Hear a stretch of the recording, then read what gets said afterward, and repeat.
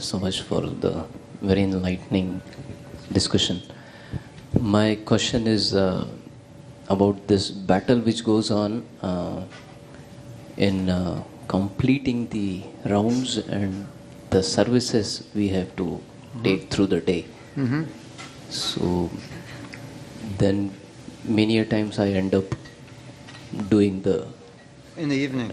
ritualistic japa sometimes to pace it up, or then it goes later in the evening. Yeah.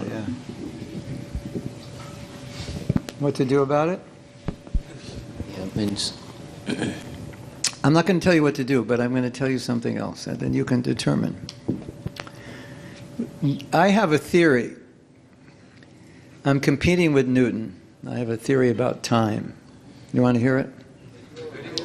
And I didn't do good in science. Maybe I got a B in science or something. But my theory of time is that time expands and time contracts according to what you give priority to, what you like to do. Because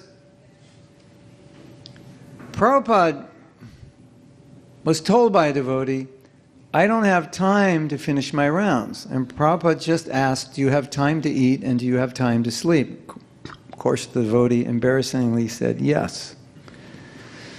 So Prabhupada was making the point, time opens up. Maybe expands, expands can be a good word. Time expands according to your priorities. Maybe I should write a book and get famous, and go on TED and, just talk about time expands when you give something priority.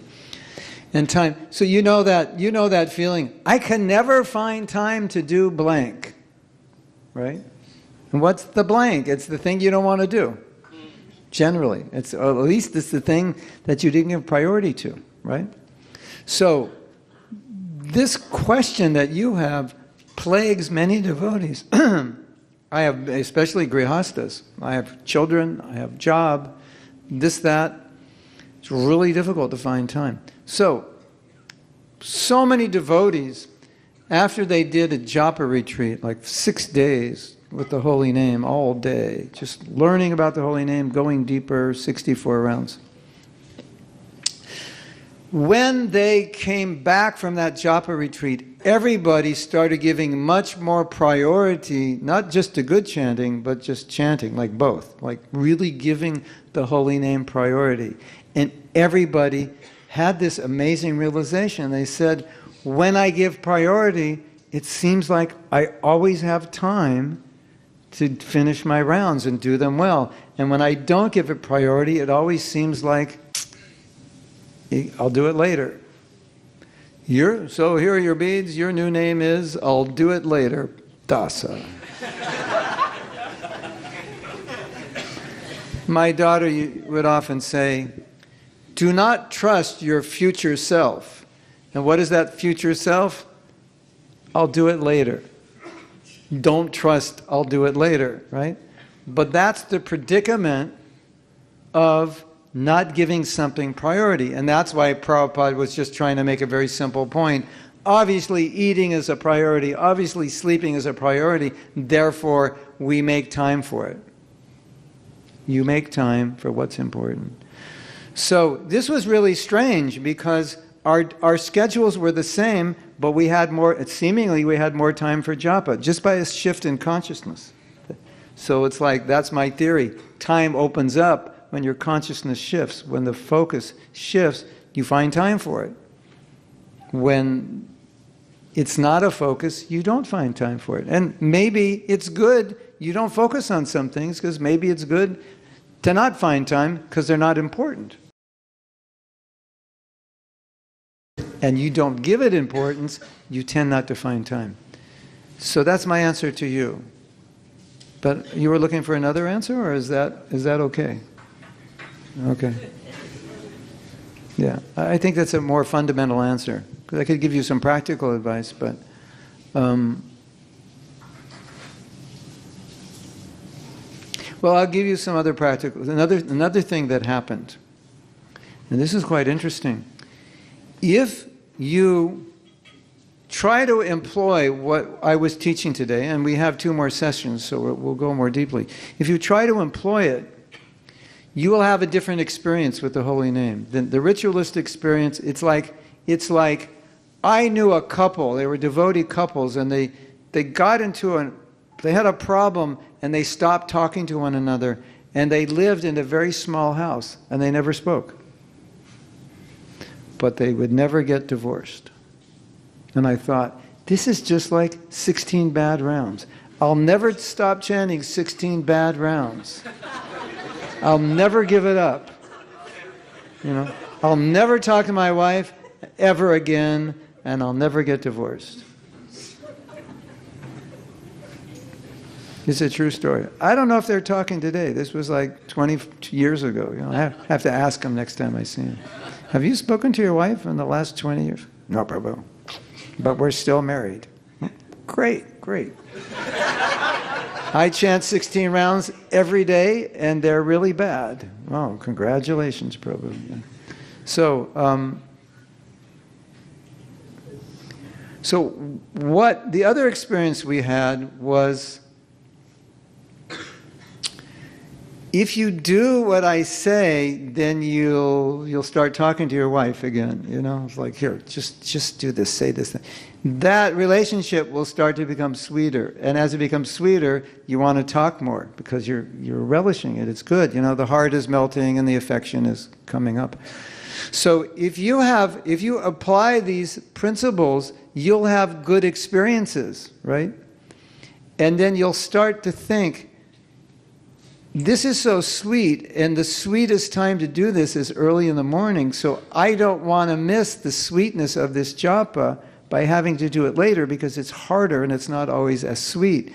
So naturally, what happens? Priority gets plugged into your brain for early morning.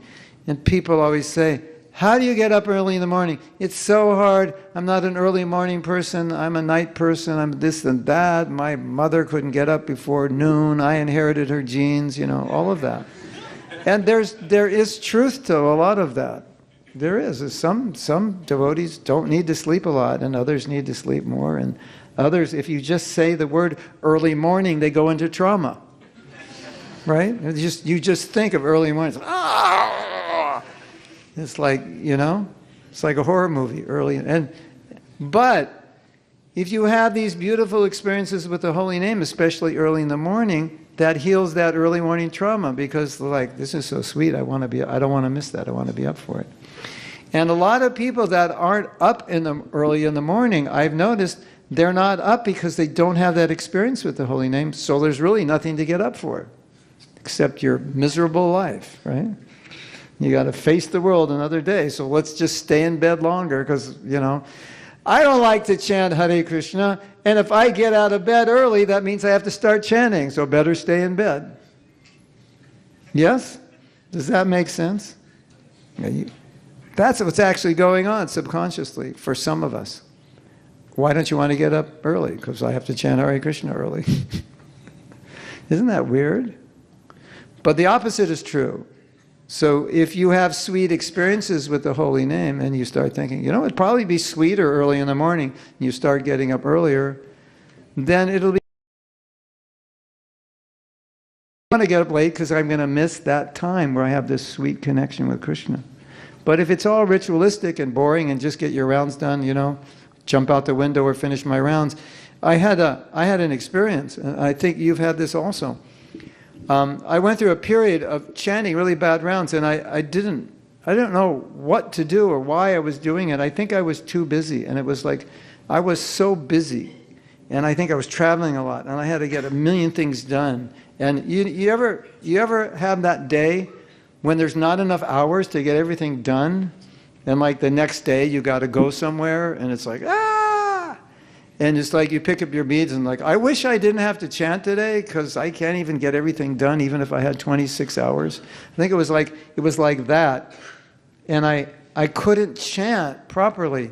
And so every time I was chanting, it was like, can I jump out the window now and end this misery? It was like that, So one morning after chanting like 3 days in a row, really poor rounds, I stuck my hand in my bead bag. And this thought came to me. As soon as I touched the bead, this thought came to me.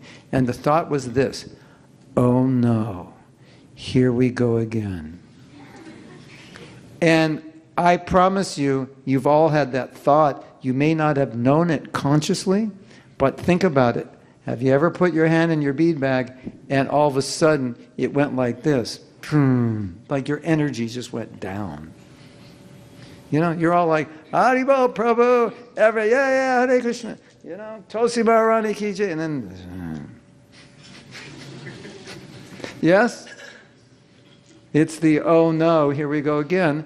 It's another session of bad japa. After years of bad japa, like, I really don't want to do it. Guru Maharaj, can we change the number? Is there some shastra, 4 is as good as 16, spiritual world is unlimited and 4 is 16, 16 is 4. Is there some verse like that? I'm praying every day, find that verse,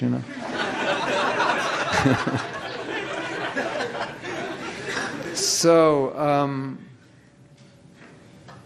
but I have another experience, and we're going to get one of these two experiences.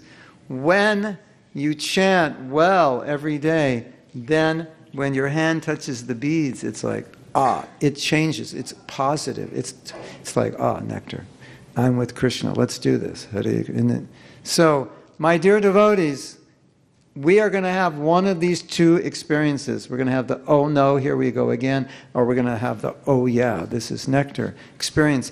And you are the ones who are going to be the determinant factor of what experience you will have by how you apply proper chanting of the holy name, avoiding the 10 offenses, putting the bhakti and offering these names with devotion is going to determine your experience. And I can guarantee you, if you don't do it well, you're going to have this negative experience the rest of your life. And your relationship with the holy name is going to be negative, which means it's a negative relationship with Krishna. If you think japa, like, I like kirtan, but not japa, that's a negative relationship with Krishna, right? I like my sister, I don't like my wife. It's like the same thing. I like kirtan, I don't like japa, So you're saying I don't like japa, or it's subconsciously, you're in your mind, there's this little thought down there that says, oh no, we have to do japa again. And Krishna's looking at you. So, you don't like my name? Okay. Forget you, You can come back again till you learn to like my name. It's like, it's a person, and I'm saying, I don't like this person. And you would say, I would never say I don't like Krishna. Yeah, you wouldn't, but you're doing it. Every time you say, I don't like to chant, oh no, here we go again, I got to chant, it's so boring, whatever. You're actually saying I don't like Krishna. It's just we're not conscious. And you may not feel it, but that's actually what's being said. Isn't that interesting? Like you can't escape that saying, like if you said, yeah, don't really like them. You'd be like, get this guy out of here, right? Prabhupada, what do you think about the deities? Nah. You think, what is wrong with him? Is he a devotee? He can't say that. What do you think about japa, Prabhu? I'm not really into it. I'm into kirtan. What's different? Why is that any different? It's the same thing, isn't it? Think about it. Think about it, right? So now, I would like you to say, I get to chant, I want to chant, and I love to chant. Everybody say this affirmation. I get to chant, I want to chant, and I love to chant. We need to turn our relationship around. And even if you say, but I don't feel like that. Well, we need to feel like that, so keep saying it till you feel like it. Because that's the relationship we want with the holy name. Yes? Hare Krishna.